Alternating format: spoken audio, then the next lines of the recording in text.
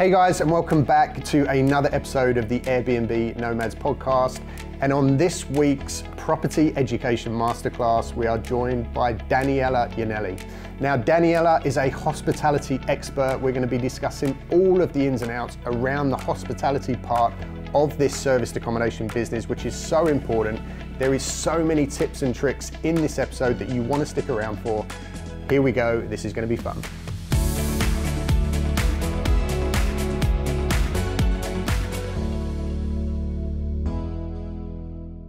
Daniela, welcome to the podcast. Thank you so much for having me, Alex. Awesome, thank you for joining me.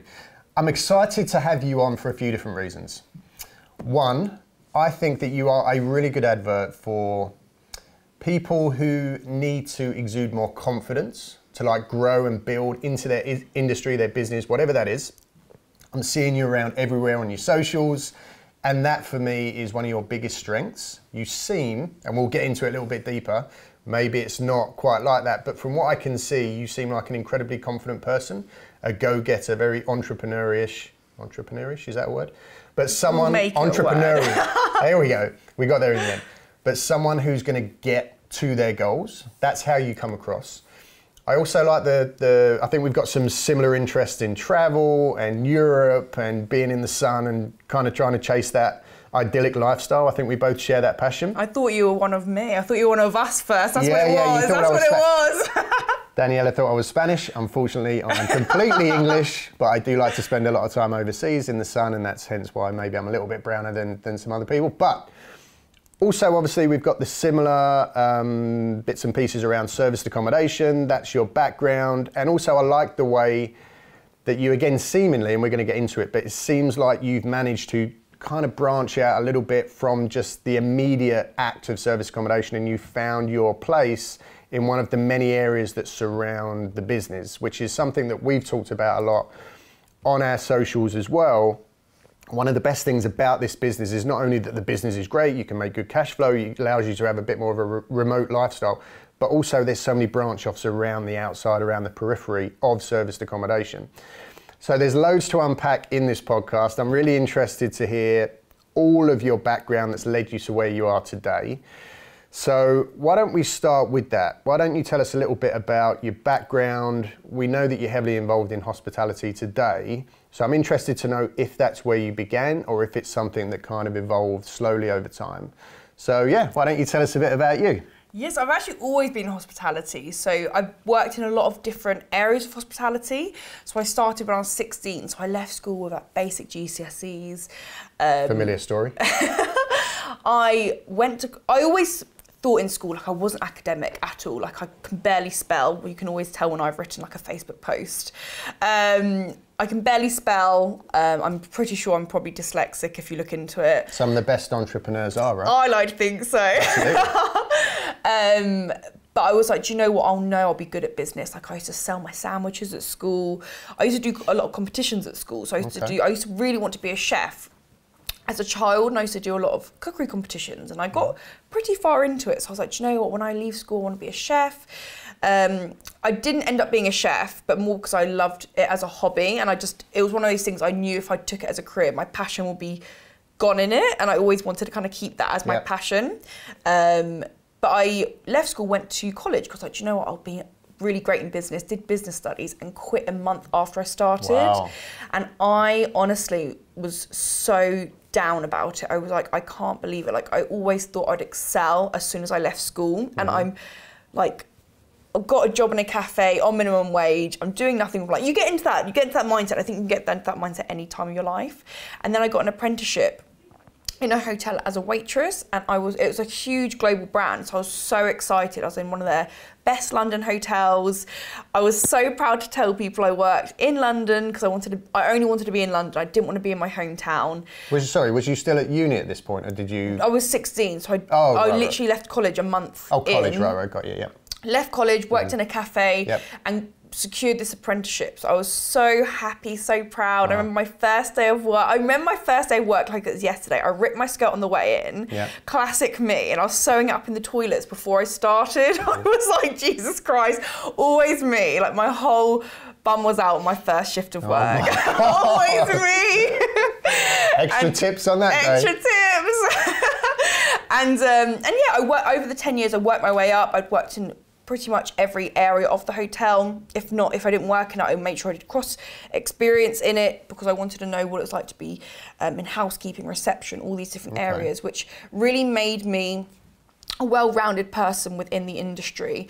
Obviously, working for a huge hotel group, there was so many employees, so you're always very specialised. And then from there, I got into service accommodation, which led on so nicely.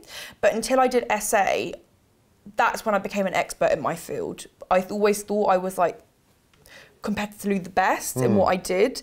But until you're in a situation where you are literally a team, it was just me and my dad at the time. We had, I think, maybe one VA, or at the time, maybe even no VAs. So let's just roll it back a little bit. So you left school, you didn't excel that well in school. You didn't go down the typical leave school, know what you wanted to do at the time, right? You kind of knew that you had a bit of a passion for food, right? But I think that's going back to that point. You was concerned that if you took that passion and you turned it into a career, you might lose that passion. And I think that's very true. I think a lot of people do that. So that might have been a smart swerve. And does that come from because you've got an Italian background, right? Your family's Italian, you spend a lot of time over there. Yeah. So do you think is that where the food connection comes from? Because I know Italians are big foodies, right? Yeah, we're really good at cooking. Yeah. I grew up always watching my grandparents cook, like grandmothers cook. Authentic, like the big fresh pastas. We were there. My parents had us very young. So my mum was married at 21. She had me at about 25. So my parents had to go straight back into work, my mum and my dad. So we would spend all half terms with my grandparents, every after school with my grandparents. Nice. So I watched her cook all the time. It was more me than my sister. She didn't really have much interest in it.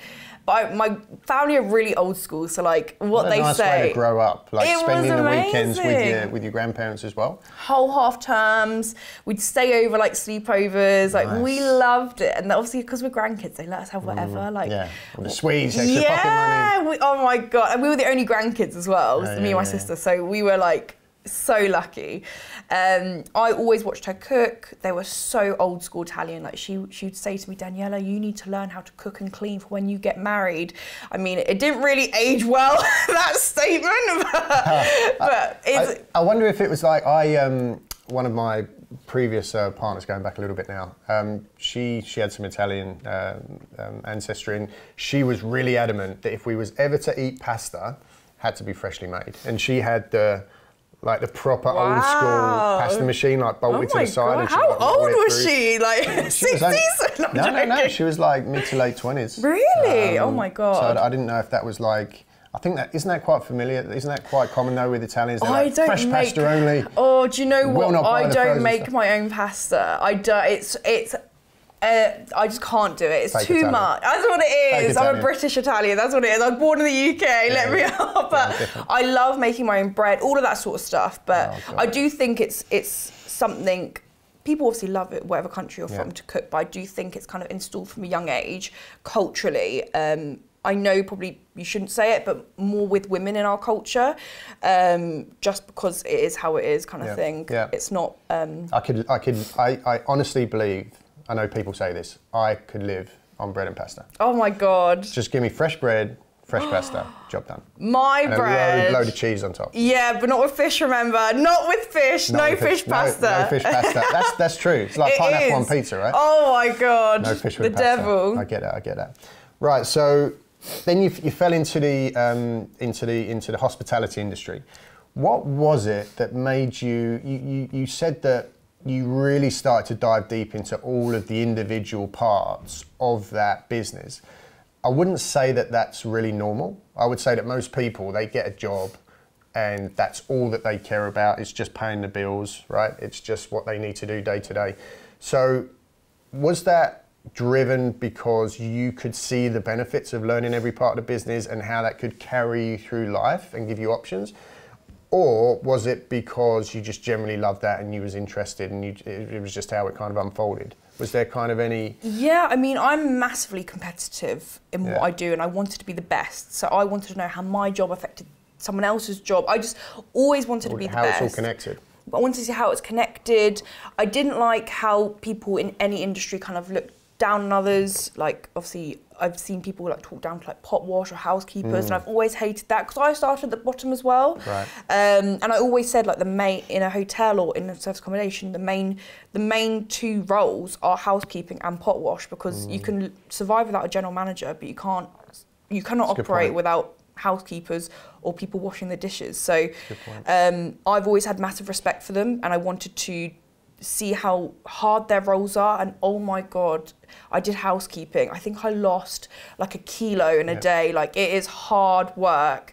But yeah, I wanted to do all the jobs. And also because I started so young as a waitress, I wanted to discover, like, see other avenues within I was quite lucky that hotel has like everything in it. Like if you want to get into finance, you can easily get into finance, sales, which I got into eventually.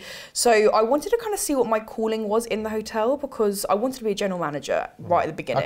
I could see you would make quite a good general manager. Do you think? I could see that. I don't know. You to me, you come across as someone who's like, if you was in charge, I think there'd definitely be a bit of a whip cracking. You know where you are. It's like, do this, yeah, okay, boss. And also, I could probably swerve a difficult question quite easily. Yeah. Like, they'd forget what they asked me by the end of the conversation.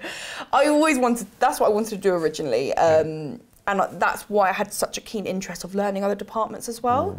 Because you need to know all the departments, right? To be a good general manager. 100%, and just have respect for them, because if as a general manager you're dealing with the heads of the departments, and you need to know how these departments are run, because you need to make sure that your managers are running it correctly. And I mean, not in a micromanagement way, but obviously you need to have strong managers, and to have strong managers you need to understand what their skill set is. How can you, this is like a bit of a bugbear of mine, how can you demand respect from, as a manager, right? How can you demand respect from all of the people around you and telling them they've got to do this, improve that, change this, change that, unless you've got an in-depth knowledge of that area? How can you expect that person who might be at the top of their game in that specific sector to look at you and truly honour and respect what you're saying when you don't have an in-depth knowledge of what they're doing? It's difficult, right? That's why you've got to know all of those areas if you're going to be a good leader, really. 100%. And I think the thing is, if you're ever demanding respect, there's something wrong. I think it comes with... I think respect goes two-way. Leading by example, I think respect is a two-way thing. I think some people who are managers go in demanding respect, but they don't give it. And I've seen that a lot of times as well. And that's the biggest thing for me. I am probably the most...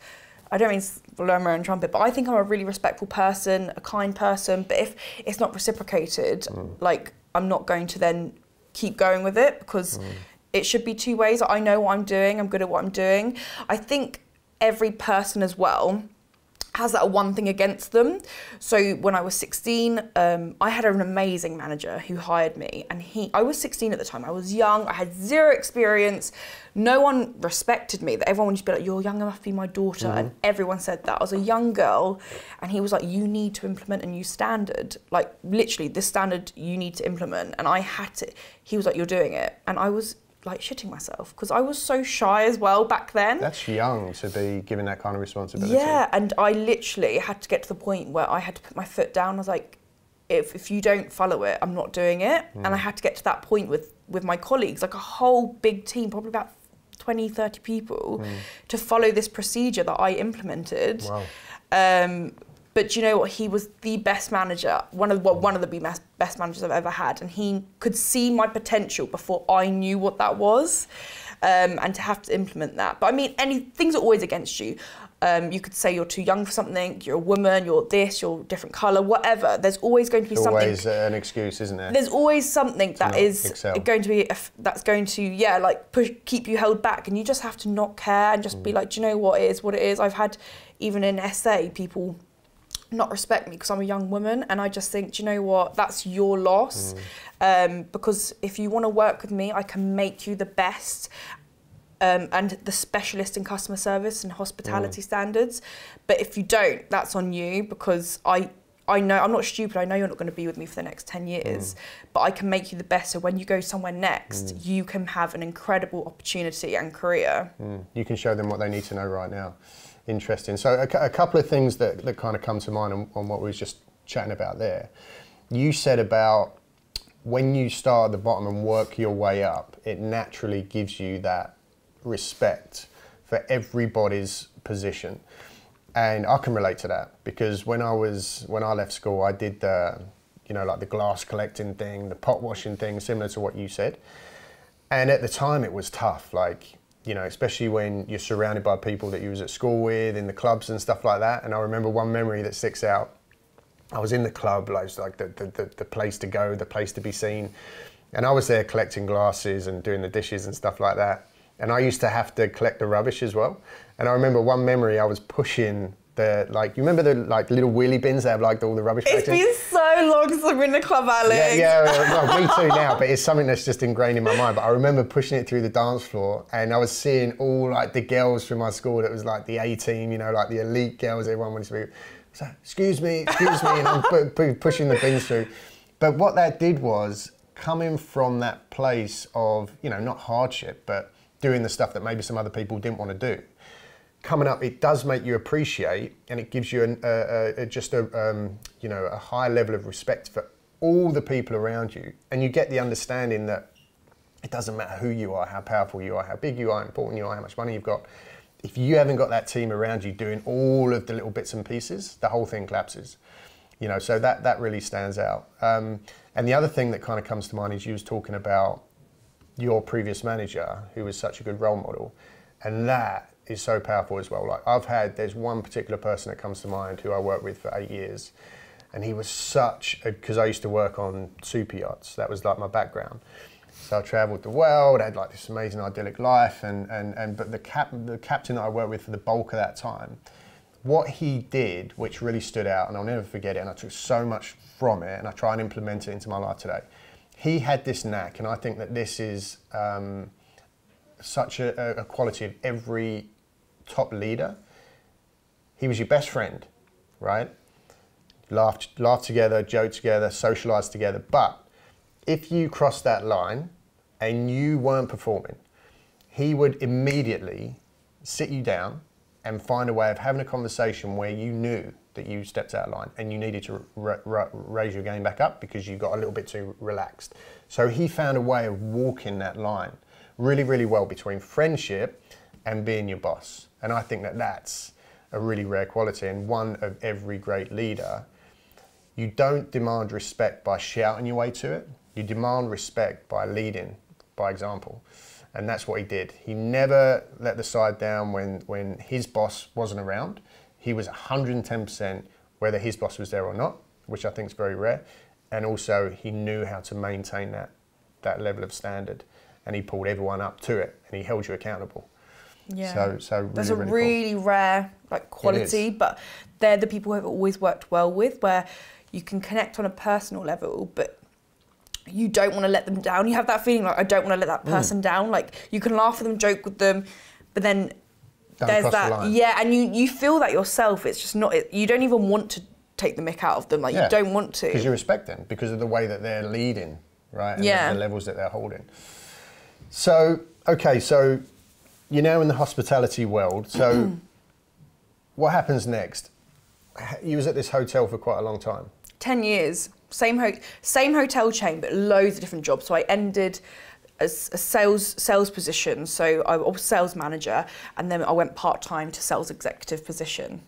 So, I mean, I would guess most people are probably listening to this now or watching it and thinking, well, you put that much time into a big hotel chain and there's so many opportunities to rise up within that chain and probably end up in a pretty big corporate job. So what changed that saw you kind of move on and decide to carve your own career and become this entrepreneur? Yeah, I think COVID, definitely it was COVID. I was put on furlough for about 1.5 years, so a long time. I've always had an entrepreneurial streak to me. My dad, who's literally my role model, he's always had his own businesses, and I've always kind of looked up to him. My mum and dad have a really lovely dynamics. My mum's very, like, she's the backbone of the home. I've seen the pictures, they look like the perfect... They're mad. They're absolutely mad where I get it from. But my mum is the home of the backbone of the home, and my dad is like the one who financially looks after us all. So we've got such a lovely dynamic, in my opinion. And he's always been like my work role model, and he wanted to get in service accommodation. And I was the one that was more on the fence about it. This was pre-COVID, because I was planning to carry on going with my career, with my path. I had an incredible manager at the time as well.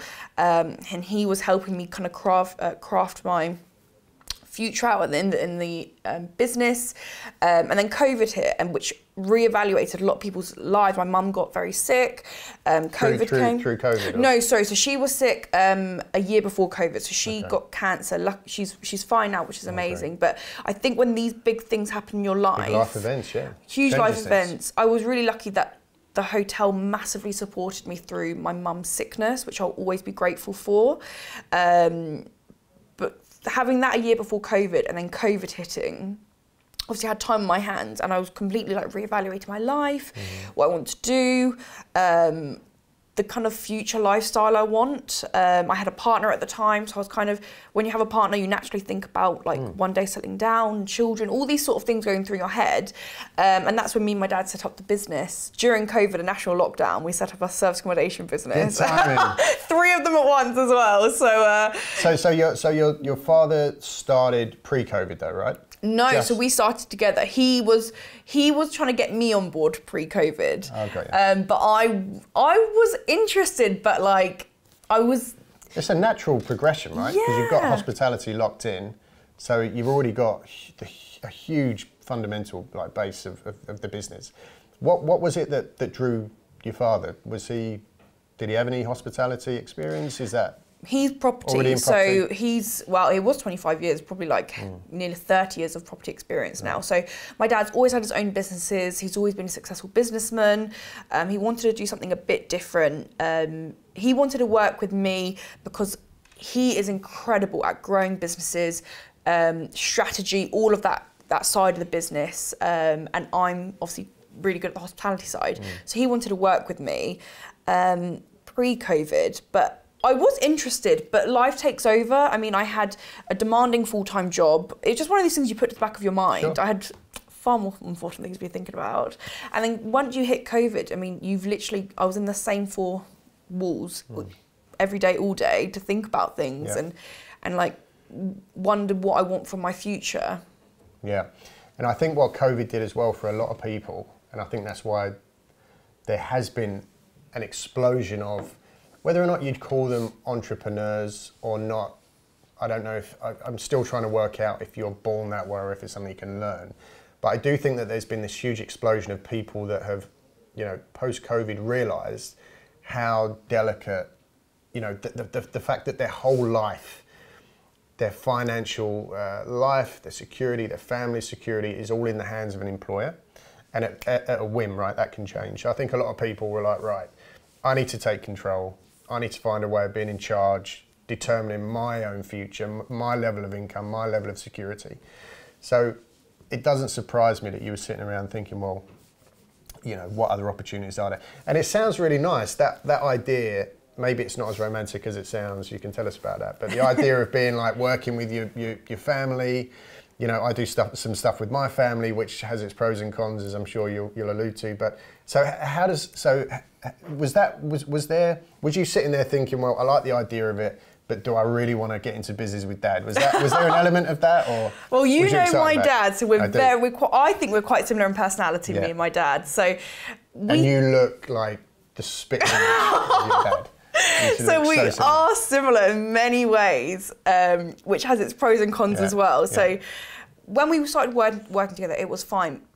But very quickly, kind of those initial issues were arising. So it was very much just sort of father and daughter relationship. He'd have the final say on everything. And I had to kind of say to him, we're business partners, we're 50-50 business partners.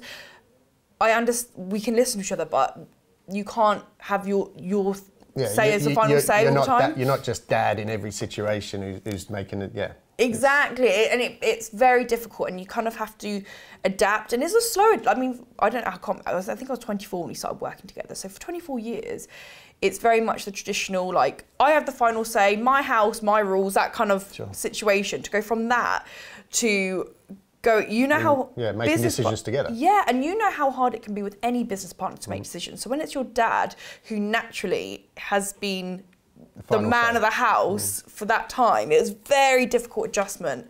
We made the adjustment, but because we're so hot-headed, we're Italian hot-headed, the same personality, when things were great, it was great, but when we would disagree, it was like World War III. You'd think someone, honestly, like something bad had happened, but we'd just be bickering about probably what biscuits to put in the properties. Yeah. And we were at some sort of mentoring day, I don't know, we were having some training.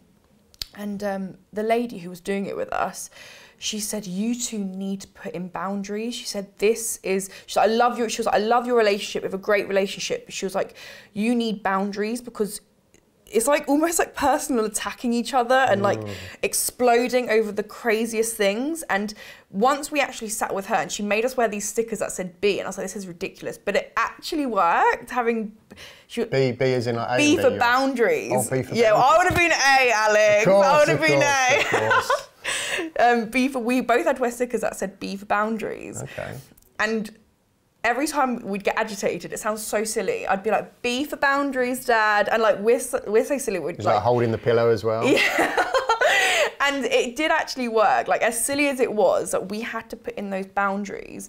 I mean, the only thing now is we have probably less of a father-daughter relationship, more of that kind of playful friendship. My siblings, I'm one of 4. They all say like, I'm Dad's favourite. I've got a special, like the special bond with him. But we've worked together for a long time. Like, it'll probably be a long time until it goes back to that. But I obviously know when he's serious, that's it. Like, it's back to the original. Don't mess with Dad. It's the line, like you said. It's that boundary. Yeah. So I know when I've pushed too far, but I can't help myself sometimes. I mean, it still sounds pretty good, to be fair. I mean, you know, the idea of working with, it actually makes me think, like me and my dad, we always spoke about working together. You know, Dad's always been in business, but just never, he was always going this way and I was going that way. I was always, you know, somewhere else in the world while he was growing the business, and it just never kind of panned out. But it's always been a dream of mine. So I think you're quite lucky in that respect. And maybe it's something that now you're used to, but it might be,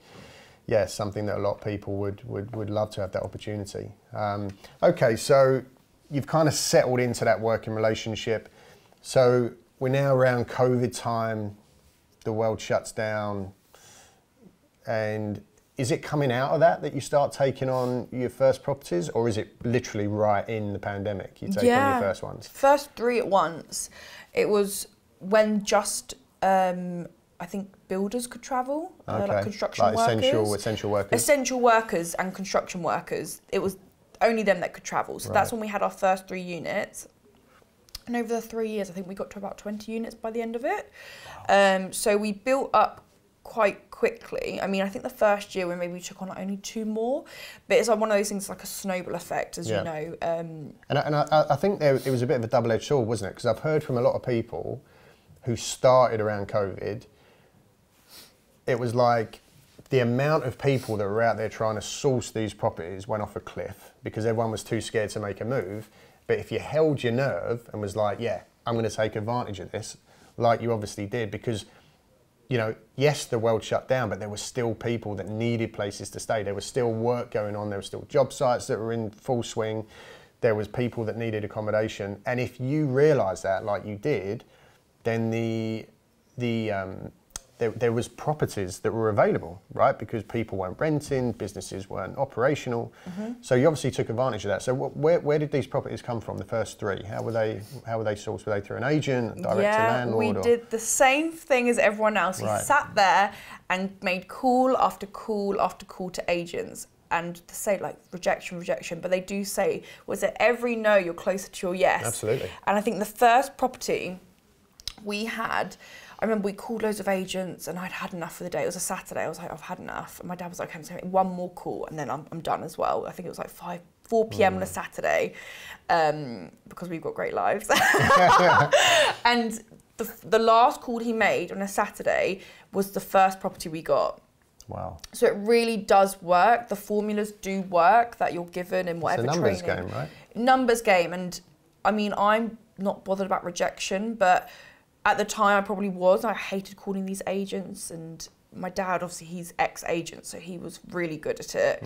But even he was getting rejected by these agents, but he was just like, I'm gonna get one more call. It's a numbers game, like you said. And the last call was our first property we took on. And then I think maybe a week or two later, we had 2 more properties that we were offered, but they're all ready at the same time. Isn't it interesting when you flip it on its head like that? You know, this whole thing around getting told no, it's a huge, huge psychological thing.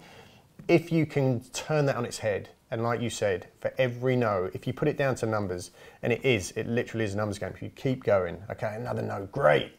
Let's celebrate that no, because I know I'm one more closer to a yes. And when you get that yes, you're like, okay, yeah, this works. And it just keeps, then the snowball starts. So were they apartments, were they? And where were they? In the same area? One block or separate? Or? So we had 3 apartments in the same area. So like 2 were in the same block and the other one was like a block down. So it was the same, I don't know what it's called, facilities. But they were literally 3 in the same area in Buckinghamshire. So it was, logistically it worked quite well. But we had to be so clever because we were in a national lockdown, and obviously bookings, we just had to make the most of what we could get. But what people forget to do now, because we had to be really clever during the pandemic and people were being more creative. Now people saying, oh, we haven't got bookings. I'm like, but have you called everyone that stays with you? Like, do you call them? Do you ask why they're staying? We got, I think, like a 6-month booking or a 4-month booking because I called the guy who stayed with us and he was like, yeah, I'm working on a construction site here. I'll be here for the next 4 months. And obviously a lot of construction workers just book week on week, but I was like, just book up front, I'll give you a discount. And they did that, and that secured like us coming out of the pandemic. And I had a lot of time on my hands, clearly, but I looked into people coming to the UK because I noticed we had a lot of Japanese travellers. I was like, why is there so many Japanese, do we have so many Japanese? I looked into it and they did something with the Japanese visas at the time. I can't remember exactly what it was, but they were giving them out a bit easier or something along those lines, which meant that we were having a lot more Japanese guests who were staying for a long period of time. So obviously they were just coming over and sorting out their accommodation once they were here. So they needed short-term accommodation. So I tapped into that market. So it's about being really creative and just kind of thinking, it's easy to think outside the box, but really you just have to be clever about it because the people are there. Be proactive.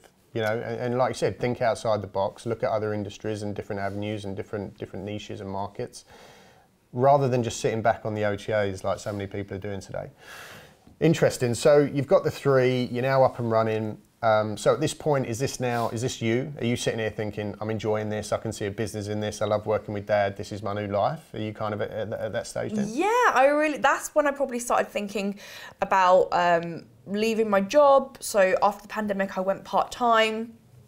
I went to 2 days a week. So I actually only left my job last year. So kind of towards the end of my service accommodation journey, I left my actual job. But yeah, I was really loving it. We were growing the business. Of course, there's obstacles with any business that you start.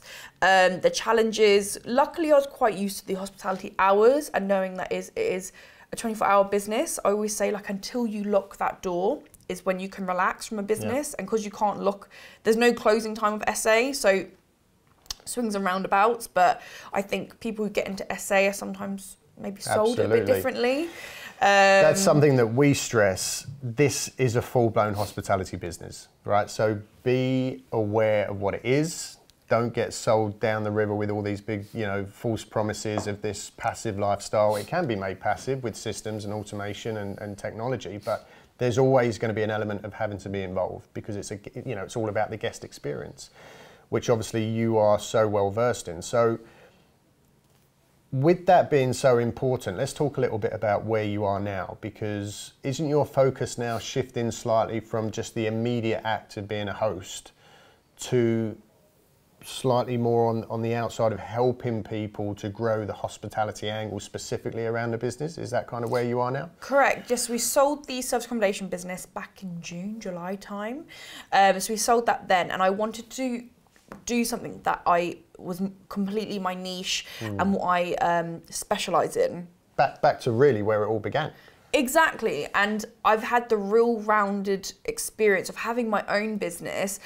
I think when you work in such a big corporate company, you don't realise how much you rely on other people. And I remember during service accommodation, having issues thrown my way and not having anyone to ask. Obviously, my dad would be somewhere doing something, because if there's two of you, you're always doing something. He'd be, I don't know, even in meetings or whatever. And I had to think on my feet, have a resolution and sort out the issue myself. All of these things that normally you just kind of make a phone call to someone else. So I really understood the full, I don't know what the word is, the full operations and customer satisfaction, all those different things when it solely relies on you. So now what I specialise in is customer service, guest experience, reviews, increasing revenue from strategies like we just spoke about, being proactive, and I consult restaurants, service accommodation and hotels on that side. Amazing. And what's really cool about that is, you know, it's a bit of a bugbear of ours. We've spoken about it on some of our socials. There's so many training courses now pushing all of the, you know, all of the rainbows and the butterflies and the unicorns behind this business, right? Find a property, make it look nice, put it on the platforms and the bookings will come. And we're saying now, yes, that works, but it's getting busy. The space is getting busy. And we are now so dependent on the experience, right? Because reviews are so important. So the hospitality angle isn't really discussed or taught enough in these courses. And then also, even more importantly than that, is driving bookings, the marketing side of it. So the marketing side of it, the business structure, and then the hospitality experience. If you can bring those three things together and bolt that on to what really is the basic part of the business, finding a property, making it look nice and getting it listed on Airbnb, right? It's not that difficult. That's the stuff that's missing. So if you are bringing that specialty and bolting it on, really then you're giving people the full picture. Yeah, like when was the last time anyone took their guests out for a coffee or a drink? I used to meet up with my guests, especially like the ones who were staying a long time. I knew they worked for like corporate businesses. I used to meet up with them for coffees and just get to know them and have that real personal connection with them. Just these small different little things. I know people want to kind of grow it to these huge scales. So if you're not going to meet them up with them, get someone else to, get an employee to do it, because these personal connections, I'm not saying with every guest, but the ones that you can kind of tap into to have either a good business relationship. So I remember once we had like some insurance, he worked in insurance, but he was the manager. So I built a relationship with him. These sort of relationships that will massively grow your business, because huge hotel chains are doing it. So there's a reason why they're doing it. They have employees that solely build relationships with corporate companies and leisure companies and travel agents. We should be doing it too, just on a smaller scale. Absolutely. And I'm a big advocate for that. I always say, if you've got a guest in your property, doesn't matter who they are, where they've come from, if you make the effort, and again, it's all geographically dependent, right? Where the property is, where you're based, etc. But if you can find the time to go there, simply get 5 minutes of FaceTime, introduce yourself, ask a few questions, build that relationship. If there is a problem within that property, a leaky tap, whatever, there is a much better chance that they're just going to contact you, deal with the problem, and you're still going to save the review at the back end because you've got that relationship. If you're just someone who's, you know, behind a platform that there's zero personal connection with, there's more chance they're going to be like, oh, you know, this didn't work, that didn't work, there was a hair on my pillow, da da da da da. But if you make the effort, they might pick up the phone and go, you know what, Alex, place was great, however, there was this and that. No problem, I'll come and sort it out straight away. You've saved yourself that bad review, right? So it's absolutely massive. It's always how you resolve it. I always say it's the resolution is what matters the most, because some people are really hard work. Don't get me wrong. Yeah, they don't want the relationship. They don't want the relationship, or they just are one of those people. But a lot of people, once you, it depends how you deal with the situation. Because if you've dealt with it well, they're like, you know what, fair enough. Things go wrong in every business, and they've dealt with it the best they can, and they're fine about it. And it's how you deal with these situations and turning something negative, like you said, positive. A lot of people really appreciate that. And I've been in so many situations. I remember we were in an awful situation. We had a gas leak, and it was a 600 bedroom hotel. Wow. So it was an evacuation of like 1,200 people minimum, because not all rooms had 2 people. And it was carnage. I'm talking hours these people were evacuated for, and I was part of the team to assist.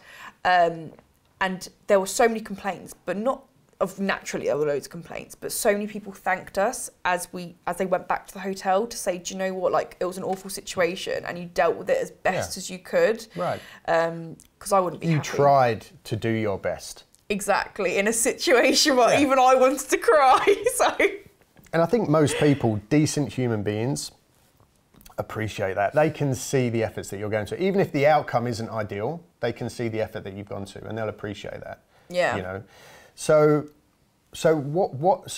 daily, what is it exactly? Do people contact you and you kind of come in and work as almost like a consultant? Is that kind of what you do?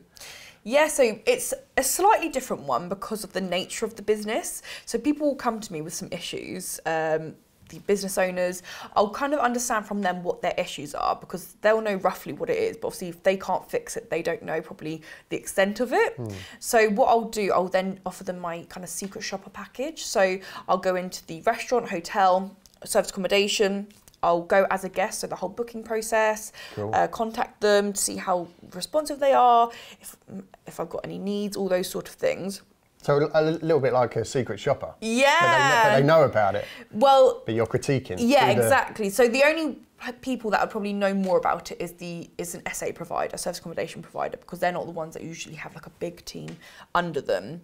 But if it's a hotel or restaurant, if it's only the owner who knows who I am, the team won't know, which is the best way. But with service accommodation, you can still do it perfectly fine. But obviously, the person you're dealing with will know who you are and what you're doing, going there for.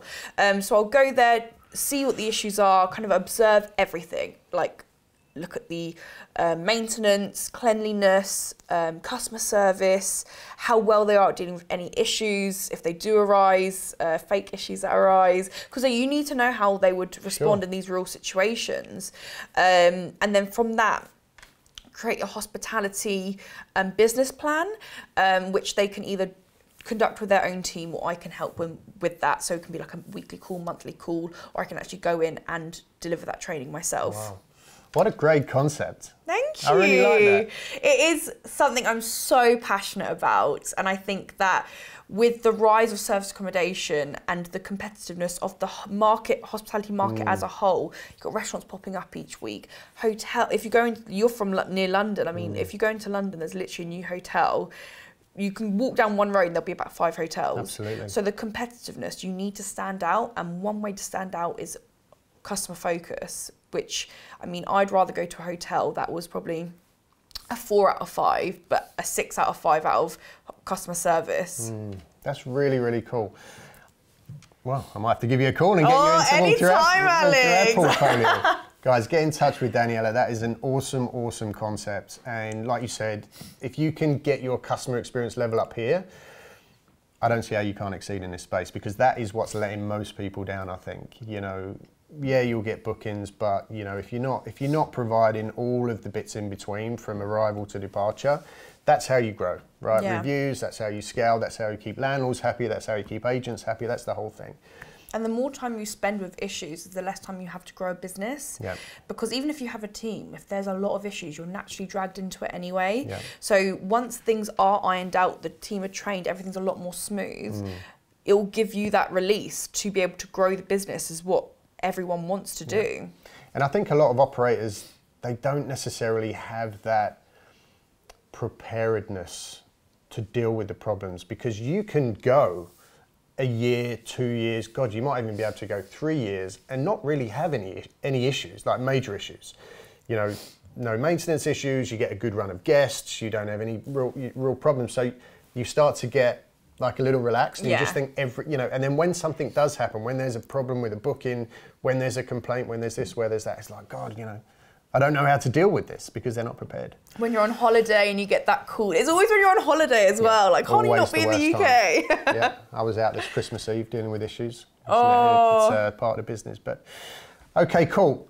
Well, look, let's kind of get to wrapping things up here. I think we've got a pretty good idea about where you've come from, where you've been, where you are now. It sounds absolutely incredible. You're really an inspirational person. I love what you're doing. I love this business that you're building, bringing so much value to this sector. And I think there's a lot of people that could benefit massively from working with you and bringing you in. I love the concept. I'd like to close up by asking you one question. if you don't mind getting a little bit personal. Anytime. Okay. We are quite passionate about mental health, you know, general kind of happiness. There's a lot of fake stuff in this world, social media, stuff like that. It's very powerful, but it can also affect a lot of people. This feeling of comparing yourself, you're not doing enough, you're not big enough, you're not successful enough. So, and I think that can affect a lot of people. And I'd just like to ask you just a simple question and be as honest as you can. I think being vulnerable and being open and honest is massive, and I think it makes people warm to you. That's what I'm a big advocate for. Be honest, be vulnerable, be real about where you are in life, in business, and that will help you grow. So, Daniela, in this world, in this life, today, this second, are you happy? 3 words. Right now, yes.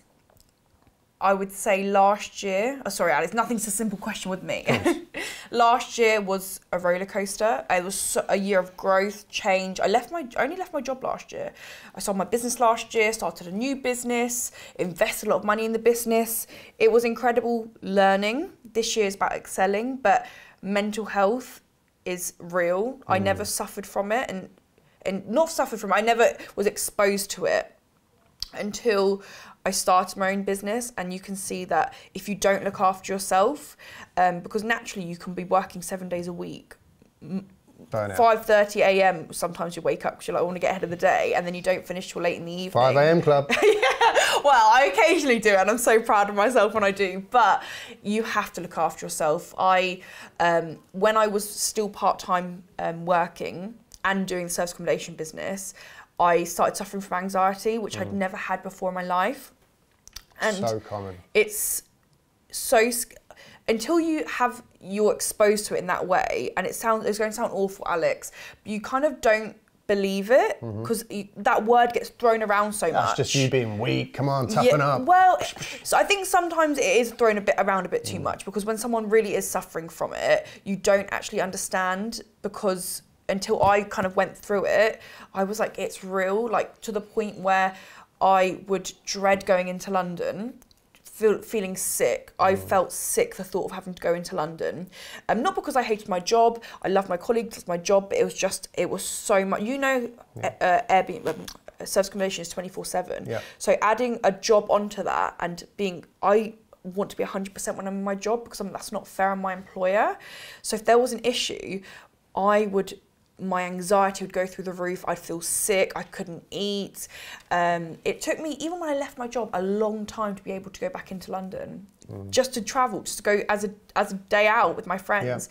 Yeah. I am in a really good mental place at the moment. I've worked really hard on myself. I've worked really hard on my confidence.